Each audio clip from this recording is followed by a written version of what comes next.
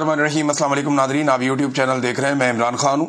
अहम खबर है पाकिस्तान से। जब वज़ीर आज़म ने कहा कि जी आप मुज़ाकरात करने हमारे साथ आकर, तो इस पर पाकिस्तान तहरीक इंसाफ ने एक बड़ा स्मार्ट मूव खेला है। अब समझ आई कि इमरान खान साहब ने यह काम क्यों किया था। उन्होंने कहा जी कि आप जाने और तहरीक तहफ़्फ़ुज़ आईन पाकिस्तान जाने।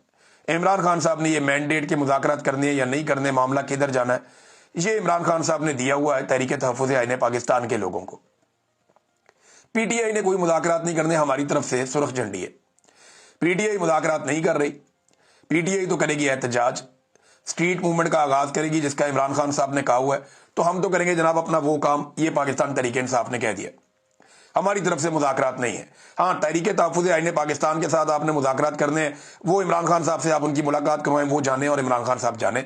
तो पीटीआई ने, जो नॉर्मली होता है ये था कि जब भी कभी मुज़ाकरात होते थे तो पीटीआई की एहतजाजी तहरीक मुतासर हो जाती थी कि जनाब एक तरफ एहतजाजी तहरीक चल रही है, एक तरफ मुज़ाकरात चल रहे हैं, ये किस तरह की तहरीक है।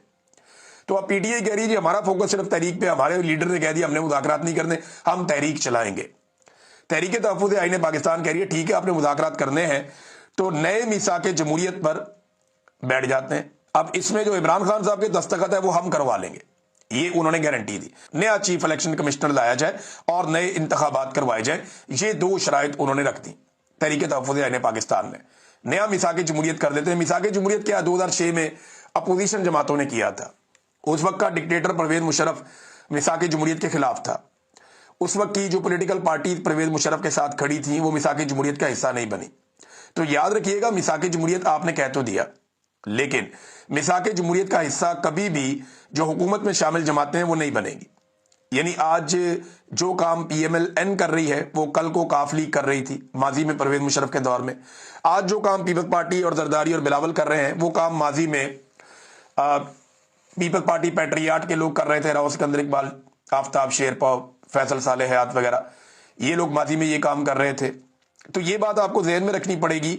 चंद वजूहात भी है ना, देखें, एक तो जो वजूहात हैं सादी सादी आपको बताता हूं कि हुकूमत मुज़ाकरात में संजीदा क्यों नहीं होगी। ये चंद वजूहात हैं, ये आप ज़हन में रखें। नंबर एक, इमरान खान की मकबूलियत। जब तक इमरान खान मकबूल है हुकूमत मुज़ाकरात पे नहीं आएगी, क्योंकि फिर इलेक्शन में जाना पड़ेगा। नंबर दो, एस्टेब्लिशमेंट के साथ उनकी शराकत है, तो मुज़ाकरात तो एस्टेब्लिशमेंट के खिलाफ ही उन्हें, तो वो नहीं आ पाएंगे। नंबर तीन, अवाम में बिल्कुल वक़्त खो दी है इन्होंने, अवाम इनको मुंह नहीं लगा रही, तो ये मुज़ाकरात में आके इलेक्शन में क्यों जाए।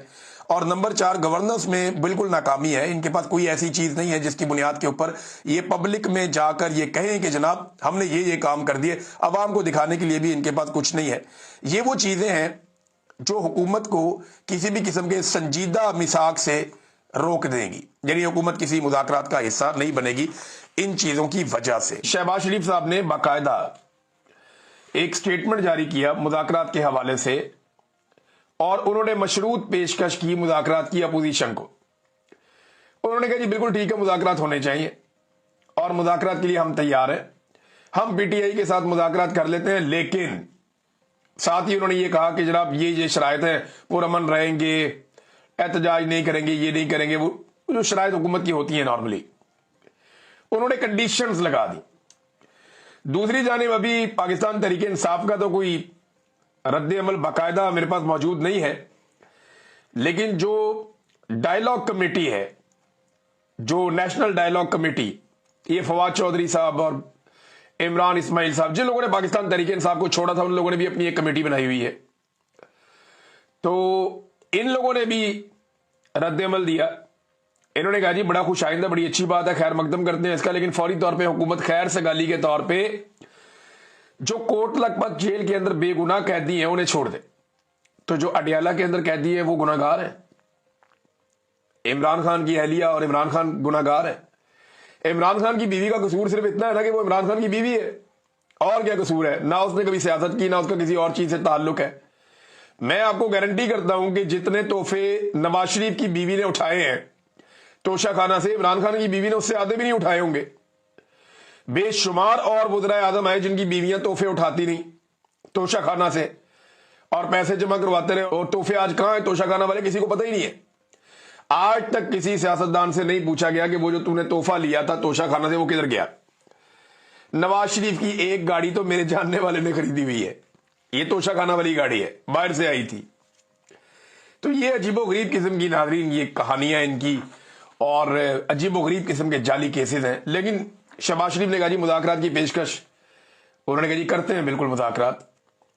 तो नेशनल डायलॉग कमेटी नॉर्मली ये हुकूमत की सिमत में ही रहती है। लोग हैं जिन्होंने ज्यादा बड़ी कुर्बानी नहीं दी। फवाद चौधरी गो के गिरफ्तार रहे, लेकिन इन्होंने बहुत शुरू में सरेंडर कर दिया था। इन लोगों ने जब 9 मई हुआ उसके बाद ये नहीं खड़े हो पाए। सारे लोग नहीं हो पाते, ये मैं इनको कसूर भी नहीं देता। जो लोग नहीं खड़े हो पाए वो नहीं हो पाए, जो खड़े हो पाए वो हो पाए। ये तो अपनी अपनी इस्तात की बात है ना, अपनी अपनी हिम्मत की बात है, अपने अपने सियासत के बारे में सोचने की और अपने अपने अंदाज की बात है। कुछ लोगों को यह भी लगा कि इमरान खान की कहानी अब खत्म हो गई, बस अब इमरान खान किस्सा पारीना हो गया, ठीक है जान छुड़ाओ।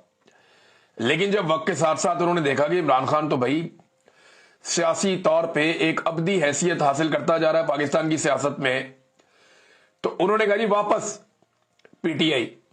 तो अब ये जो कमेटी बनी हुई है कह रही है हम खैर मकदम करते हैं। ये जो यास्मीन राशिद है, एजाज चौधरी है, ये इसमें शाह महमूद कुरैशी है, मियां महमूद रशीद है, उमर चीमा साहब है, इन लोगों को जो है वो छोड़ा जाए, खवातीन के साथ नरमी बरती जाए और हालात को बेहतर किया जाए, कैदियों को रिलीफ फराहम किया जाए, सियासी मुकदमा खत्म किए जाए, तो ठीक है हम खैर मकदम करते हैं।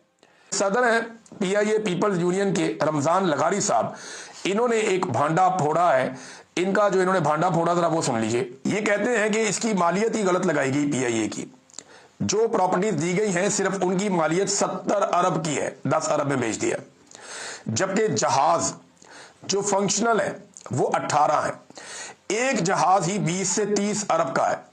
1500 अरब के असासों को कैसे बेचा गया, ये सदर पीआईए पीपल्स यूनियन रमजान लगारी साहब ने पूरा एक इंटरव्यू दिया और उन्होंने एक जर्नलिस्ट को यह बताया, रमजान लगारी साहब ने, कि किस तरीके से पीआईए को ओने पोने बेचा गया और बंदर बांट की गई।